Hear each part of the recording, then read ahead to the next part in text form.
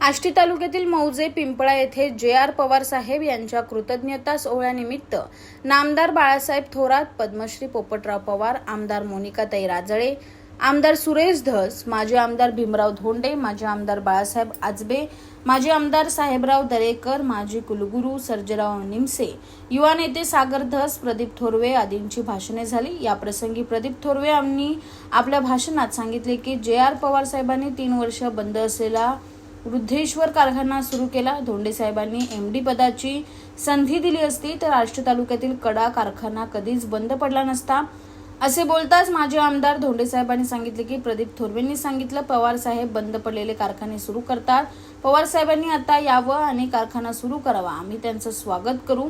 यावेळी पवार साहेबांनी सुद्धा आपल्या भाषणात आपण आष्टी तालुक्यातील कडा कारखाना सुरू करण्यासाठी लागल ती मदत करू, राजकीय जोडे सर्वच जण बाजूला ठेवता आपण एकत्र येऊन आष्टी तालुक्याची कडा कारखाना ही असलेली कामधेनू आपण पुन्हा सुरू करू।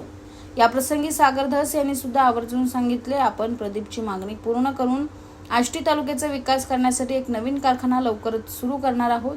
या सर्वच कारखान्यांच्या चर्चेवरून उपस्थितांमध्ये समाधानाचे वातावरण या प्रसंगी दिसून आले। मला म्हणावंसं वाटतं आदरणीय धोंडे साहेबांनी जर त्यांना कधी कडा कारखान्याला संधी दिली असती, त्यांना मॅनेजिंग डायरेक्टर पदाची संधी दिली असती तर मला वाटत नाही की तो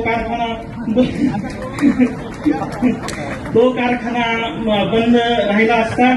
आणि अजूनही संधी गेलेली नाही, साहेब रिटायर होणार नाहीत, साहेब 100% करतील ते तालुक्यासाठी, कारण की त्यांचं कामच हे म्हणजे त्यांनी वाहून घेतलेलं आहे। आपण कितीही म्हणलं तरी ते म्हणजे त्यांना किती